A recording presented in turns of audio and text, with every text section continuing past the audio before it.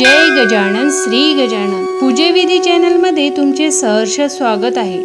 श्री गजानन महाराजांच्या चरणी कोटी कोटी नमन। भक्तांनो, आजचा अनुभव सांगण्याआधी आपण सर्वजण मनापासून महाराजांचे स्मरण करूया। गण गण गणात बोते, गण गण गणात बोते, श्री गजानन महाराज की जय। महाराज, आजचा अनुभव ऐकणाऱ्या प्रत्येक भक्तावर तुमची कृपादृष्टी राहू दे।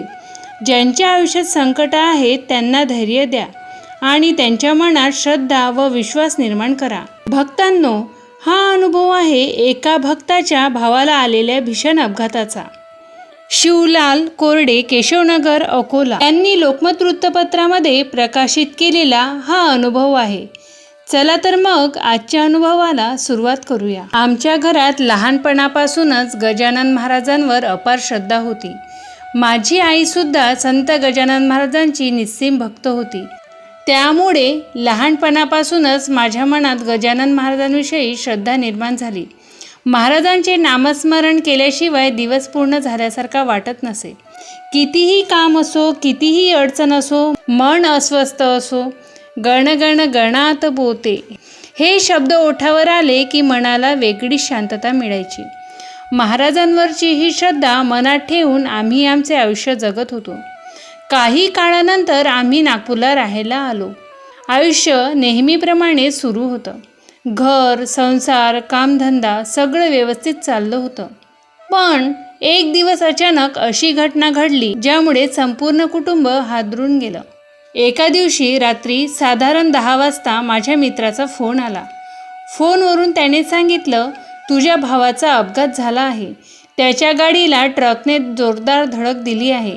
हे ऐकताच माझ्या पायाखालची जमीनच सरकली। क्षणभर काय बोलावं, काय करावं काहीच समजेना।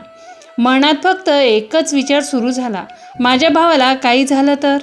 मी लगेच मुंबईला जाण्याची तयारी केली।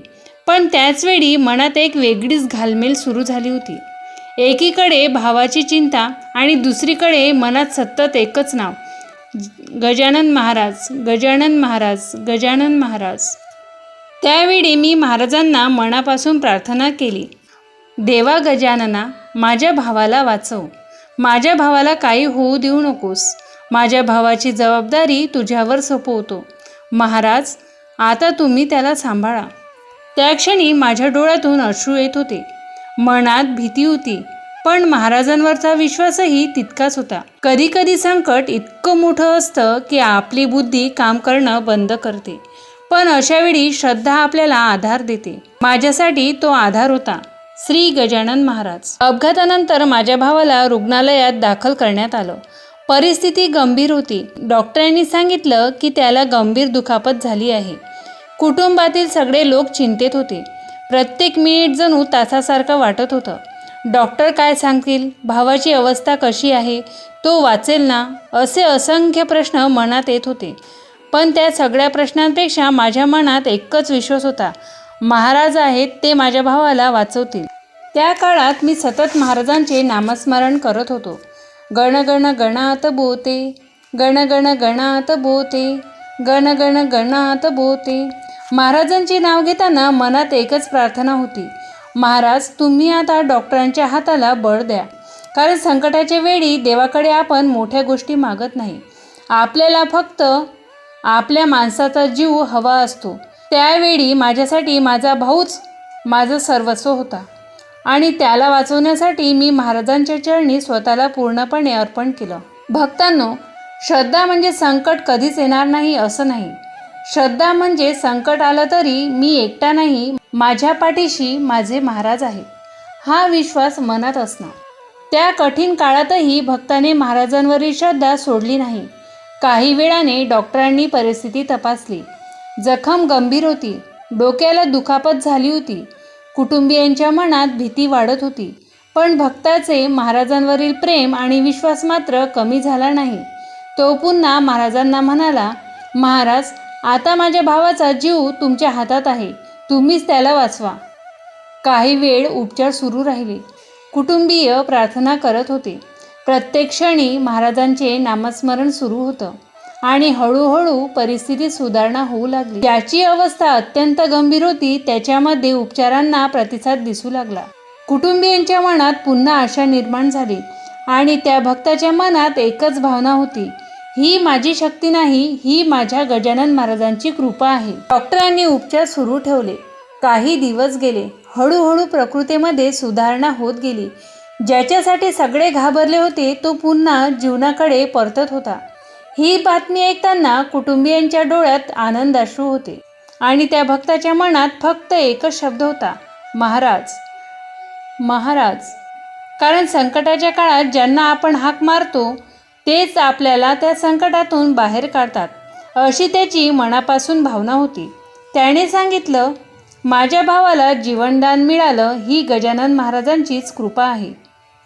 भक्तांनो, आपण देवाला अनेकदा फक्त इच्छा पूर्ण करण्यासाठी आठवतो, पण काही भक्त असे असतात जे संकटाच्या काळातही देवाची साथ सोडत नाही. त्यांचा विश्वास परिस्थितीवर नसतो, त्यांचा विश्वास महाराजांवर असतो. आज या अनुभवातून आपल्याला एक गोष्ट नक्की शिकायला मिळते. संकट कितीही मोठं असलं, परिस्थिती कितीही कठीण असली, पण मनात श्रद्धा असेल तर माणूस आशावादी राहू शकतो. आणि म्हणूनच गजानन महाराजांचे भक्त संकटाच्या काळातही म्हणतात, महाराज तुम्ही आहात ना, मग मला कसली भीती. भक्तांनो, आजचा हा अनुभव तुम्हाला आवडला असेल तर मनापासून एकदा म्हणा, श्री गजानन महाराज की जय. गण गण गणात बोते. महाराजांच्या चरणी आपण एक छोटीशी प्रार्थना करूया. हे शेगाव निवासी श्री गजानन महाराज, ज्या भक्तांच्या आयुष्यात संकट आहे त्याला धैर्य द्या. ज्याच्या घरात कोणी आजारी आहे त्याला बळ द्या. ज्याच्या मनात चिंता आहे त्याला शांतता द्या.